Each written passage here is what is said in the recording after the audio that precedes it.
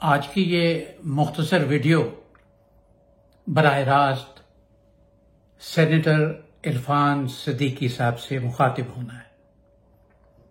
आगाज़ कलाम में ही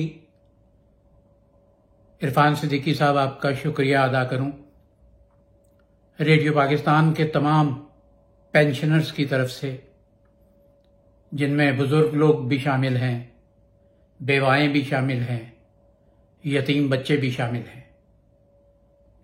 ये पिछले चंद माह जिस ज़हनी कैफियत में इन तमाम दोस्तों ने गुजारे हैं, ये वो जानते हैं या उनका परवरदिगार जानता है।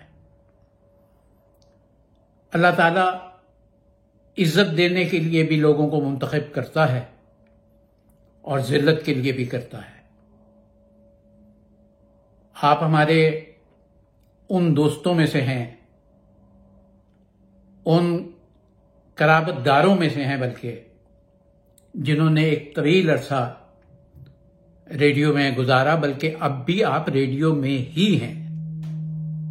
हम फख्र से लोगों को बताते हैं कि रेडियो पाकिस्तान के लिए काम करने वालों में ऐसे ऐसे दराज कद लोग मौजूद हैं जिनका पाकिस्तान की असेंबली में, पाकिस्तान की सेनेट में होना खुद सेनेट के लिए बाइस फख्र है। पेंशन के हवाले से जो सूरत हाल है उससे आप बखूबी आगाह हैं।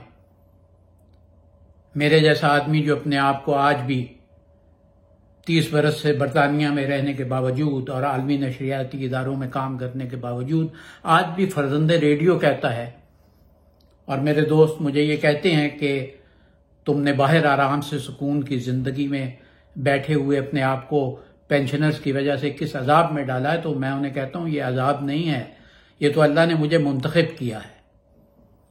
इरफान सिद्दीकी साहब, इसी तरह परवरदिगार ने आपको भी मुंतखब किया और आपने जिस तरह से इन लोगों के लिए अपनी आवाज बुलंद की, अपनी ज़हनी कैफियत के साथ जिस तरह से आपने अपनी मोहब्बत जाहिर की, और जो आज हमारे सामने आपकी जो कमेटी में जो फैसले हुए हैं सामने आए हैं, तो आप अंदाज़ा कीजिए कि उससे सिर्फ अभी पढ़कर ही ये सारे पेंशनर्स, ये सारे रेडियो के मुलाजमीन किस दर्जे खुश हैं।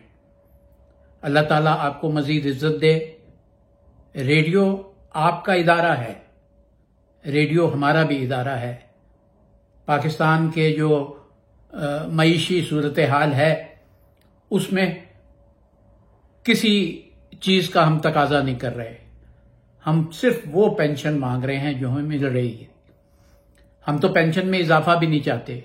इरफान सिद्दीकी साहब, मैं आपकी खिदमत में बहुत खुले दिल के साथ एक बात अर्ज करूं कि हमें कुछ हलकों ने यह कहा कि आप अल्टीमेटम दे दीजिए हुकूमत को और रेडियो के सरबराह को कि हम आधे घंटे के लिए ट्रांसमिशन बंद कर देंगे रेडियो की अगर हमारे मसाइल हल ना हुए।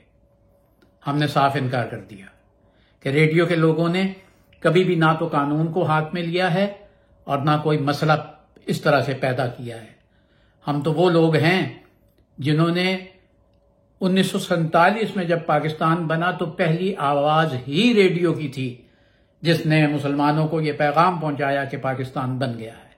उसके बाद से जब भी कोई इब्तला का वक्त आया, वो 65 की जंग हो, वो 71 की जंग हो, वो सैलाब हो, वो जलजले हों, रेडियो पाकिस्तान के लोग, आप तो खुद इस्लामाबाद में उन कमरों में बैठते रहे हैं और उन कमरों की सूरत हाल आपने देखी है जहां किस मुश्किल से आदमी बैठ सकता था, लेकिन उसी खंदा पेशानी से लोग काम करते थे।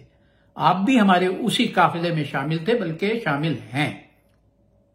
तो मैं ये अर्ज करूं कि हम किसी किस्म का कोई ऐसा काम नहीं करना चाहते जिससे मौजूदा हुकूमत की मुश्किलात में जर्रा भर कोई भी इजाफा कर पाए। हम कभी नहीं करेंगे ये काम। हम अल्लाह ताला ने आपको भी इज्जत दी है, हमें भी इज्जत दी है। यकीन कीजिए कि ये 4,500 पेंशन में हजारों पेंशनर ऐसे हैं जो अब 70-80 बरस की उम्र में हैं, जिन्होंने अपनी जवानी का बेहतरीन वक्त रेडियो को दिया है।